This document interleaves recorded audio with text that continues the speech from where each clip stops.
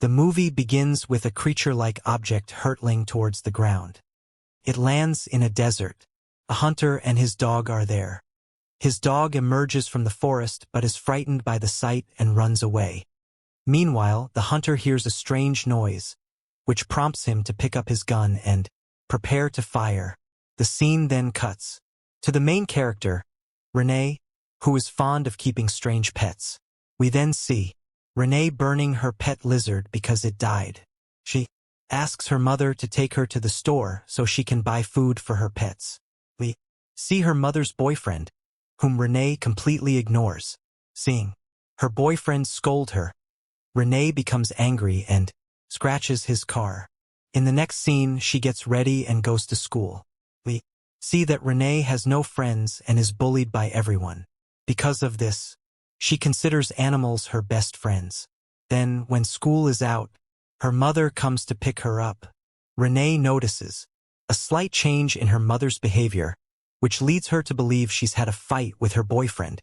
She tells her mother to leave him alone, but her mother says, "I love him and I feel good with him." Then she comes home, feeds her pets, and sings to them. The scene shifts to night. While everyone is sitting at the dining table, the mother's boyfriend points out the scratches on the car and a foul smell coming from the microwave. Renee reveals that she heated a dead rat in the oven for her snake. Seeing this, her mother's boyfriend becomes furious and hits her. Fed up with this rude behavior, Renee leaves the house on her ATV. She takes her ATV to a desert location and starts crying. Then she sees the same object. She approaches it, and a strange monster emerges from the wreckage. Renee is initially frightened, but later helps it and runs home. She returns home to find her mother and her boyfriend's argument over. Morning comes and Renee sees several helicopters flying over their house. She becomes worried about the monster, asks her friends for various tools. Upon returning home, her parents call her and give her a 24-hour sobriety coin, which Renee refuses to accept, and she goes to her room. She then secretly takes her mother's friend's car keys and takes the vehicle. She finds a bottle of vodka as well as a gun in the car. She gathers all the supplies and sets off to search for the monster in the desert. Renee drives to the same spot. First, she doesn't see the creature, but then she uses her flashlight and finds it inside the crash site. She fires a test shot in the air with the gun, but the monster doesn't react at all. Renee approaches and sets up a camera. Still, the creature doesn't move. Renee thinks it might be dead and starts walking away. Suddenly, the creature jumps on Renee and knocks her onto the ground, starts sniffing her, then moves away. Renee sees it clearly for the first time and confirms it's an alien. She tries to talk to it and offers it an apple, but the monster refuses to eat it. At that moment, helicopters fly past, and Renee tries to convince the alien that there's danger. In the evening, Renee returns home and realizes that the gun she took has been fired. It was probably left in the desert. When she leaves the room, her mother's boyfriend is sitting by the window. He tells Renee not to tell her mother anything about him. He also asks about his keys, and Renee pretends she doesn't know anything. When she goes outside, she's shocked to find the same alien monster in the bushes. She tells it to go away, but it doesn't listen. So, Renee takes her ATV and drives off into the desert, hoping the alien will chase her. Now, in the desert, Renee stops. Then the creature appears in front of her and opens its mouth, revealing golden tentacles that wrap around Renee. They spread across her face. Renee's body hovers in the air for a few seconds. When she regains consciousness, it's morning and the alien is asleep. Renee hugs him and decides she can't leave him, so she takes him home and hides him in the cellar. Meanwhile, in the desert, helicopters and investigation teams are searching for the mysterious object that fell from the sky. The scene then shifts. At home, Renee pretends to go to school and calls her mother to confirm she's at work so Renee can bring the alien home. Renee brings him in and tries to feed him, but he won't eat. Renee names him Croc. When Renee sings, Croc's scales move as if he's enjoying himself. Renee wonders if he's enjoying himself or if he's terrified. So she hugs him to make him feel secure. They both sit and watch TV. But when she realizes her mother is home, she panics. She sneaks out with her new friend. Renee's mother comes in and she is worried about the house being messy. She takes her medicine so she can clean. Just then, Renee and Croc hurry to the cellar. Meanwhile, Renee's friend comes home to get his camera. Her mother lets him in and tells him to go to Renee's bedroom. There, her friend sees a picture of Renee's dead father. Then, from the window, he sees Renee leaving Croc and going back home, telling her mother that she didn't go to school because she wasn't feeling well. When Renee goes to her room, she realizes her friend has seen Croc's video. Renee says it was just an animal she saw in the desert. She takes the camera from him and then discovers that her friend stole the tape. They fight over it. Her friend tells her, "Look, Renee, I know you're not telling the truth. Tell me the truth or I will give the tape to the police." Renee then takes her friend to the cellar. Croc tries to attack the boy, but Renee tells him, "Calm down, he is just my friend." When Croc smells her friend, the boy faints and his pants get wet. After a while, her friend regains consciousness. Renee pets Croc and sings a song causing his scales to move. Seeing this, her friend is convinced that this alien is friendly. He then gives the tape back to Renee and promises not to tell anyone. But they don't realize that an agent is hiding nearby, listening to their conversation and taking photos. Later that evening, Renee hears some strange noises coming from the cellar. She goes downstairs and sings to her alien friend. She tries to feed him, but he doesn't like any of the food. The next day, Renee's friend suggests that this monster is like a dinosaur and must love hunting. In the evening, Renee and her friend take the alien somewhere to hunt. There are some pigs there. The monster hunts and eats them. Renee happily hugs her friend, but the alien turns around and cries loudly, refusing to let them touch each other. Night falls as Renee leaves the alien back in the cellar and heads to her room. Just then, her mother's boyfriend arrives, drunk. He grabs her hair, throws her on the couch and asks about his gun.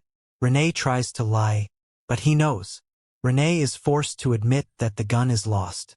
The mother's boyfriend becomes angry and says that Renee doesn't respect him because she doesn't feel threatened. Frightened, Renee tries to run away, but he catches her. Renee bites his hand to protect herself, terrified. In a fit of rage, he throws her against the wall and climbs on top of her, trying to strangle her. Hearing Renee's screams, her mother immediately rushes over and pulls him away. Just then, the alien, locked in the cellar, becomes enraged and begins pounding on the wall. The entire house shakes, as if an earthquake had struck. He stops after a few minutes. After this, Renee's mother finally breaks up with her boyfriend. When he hesitates to leave, Renee's mother throws a beer bottle against the wall, making him leave. The scene shifts. The mother goes to check on Renee, but Renee is furious that her mother let the situation escalate. She goes to the cellar and reminds her alien friend that he has to stay quiet and not show anyone that he lives there. Renee falls asleep there shortly after. The next morning, she leaves. An agent comes to Renee. He tells her that he found the gun that was registered in her mother's boyfriend's name, but the last fingerprints on it are Renee's. Renee makes an excuse that she was just going to the desert to shoot at cans. The agent says that he'll be lenient for now and gives her his business card, but he warns her that if Renee doesn't call him, he'll return with a warrant. The scene shifts to Renee's mother, noticing that there's no water in the house, so she calls a plumber. When the plumber goes into the cellar to check the problem, he spots the alien. Shocked, he attacks it with his tool, causing the alien to bite him. The frightened plumber flees in his van. But, in his pain and panic, he crashes the van. Meanwhile, we see Renee return home from school. Her mother tries to talk to her, but Renee becomes angry and blames her for everything. Renee goes to the cellar and finds human blood on the floor. The alien is also injured and bleeding. She finally decides she can't keep her friend in the house any longer. The scene shifts to Renee's friend, who is visited by an agent who tries to extract information from him. In the evening, Renee takes her ATV and heads off into the desert, asking her alien friend to follow. The alien runs so fast that it outruns the ATV. After a while, they stop at a place where Renee's friend meets them. Renee tells him she's thinking of locking the alien in her mother's boyfriend's van and taking it to a remote location where no one can find it. Renee's friend tells her that the agent also came to him and threatened to deport his immigrant relatives if he didn't provide information. But he says he didn't say anything. Renee hides Croc in a large box in the middle of the desert and returns home. As she's about to get into the van, the drunk boyfriend arrives, gun in hand, and pulls her out. He then forces Renee and her mother into the house and starts crying, complaining that no one loves him, and he becomes so angry that he breaks a table. The scene shifts to the desert where a group of agents reach the box. But when they look inside, they find it empty. Croc has already broken the box and is heading back to the house. Inside, the boyfriend is beating Renee's mother, and the mother screams, telling her daughter to run. Renee tries to escape, but the boyfriend chases her and slams her face into the side of the van. He then points a gun at her, saying, "Your mother doesn't love me because of you." Croc then arrives and kills him. Renee tries to stop Croc, but he cries loudly and runs into the woods. A short while later, Renee's friend arrives and vomits in shock at the sight of the dead body. He reveals that he has spoken to the agent. Just then, the agent emerges from the house and shoots the tires of the ATV. The agent ties Renee to a chair and his team attaches equipment to Renee's head and connects her to a computer. The computer confirms that the bond between Renee and her alien friend is strong. The agent breaks Renee's finger so that she screams, and Croc comes running. This is exactly what happens. As she screams, Croc hears everything and comes running back to her. He falls straight into a trap, where he is continuously tortured until he loses consciousness. Renee tries to save him, but the agent puts a mask over her mouth, rendering her unconscious. Croc is transferred to a detention facility. Renee is tied to a chair in an empty room. When the agent wakes her, she spits on his face. She claims Croc is her friend, but the agent says he is dangerous. He says she is the first human to survive. He explains that these are aliens that attack humans and may attack in the future, so they can't be our friends. He had this idea that he could use her bond to study the aliens. The agent then threatens her if she doesn't agree. The scene shifts and Renee's mother comes to visit. She says she's read the letter she wrote earlier and apologizes for everything. Renee comes up with a plan. Break her finger again. Her mother breaks it. As her screams echo through the facility, the agent rushes in and tries to gag her, but Renee bites him. In a rage, Croc breaks the platform, freeing himself and killing the guards who try to stop him. Alarms go off and lights start blinking. Croc runs out of the lab and runs through the corridors, killing anyone who gets in his way. Renee's mother, worried for her daughter, tries to reach her, but the doors are locked, forcing her to escape through the vents. She is shocked to find dead bodies lying near the doors. The agent and his partner prepare their weapons and aim at the door. However, Croc attacks them both, knocking them unconscious. Croc is about to kill them, but Renee stops him. She then takes the keys from the agent and frees her hands. Together, they escape the facility. As Renee and her alien friend try to get into a car, the agent returns and begins shooting at them. Renee and the alien hide behind the car, but the agent keeps firing. Croc gets out to save Renee, and the agent fires repeatedly at him. Croc reaches the agent and kills him. Renee runs to Croc and finds him dead. The scene changes to a few days later when Renee, her mother, and her friend are having a picnic. The next scene shows a government lab where scientists are studying Croc's body.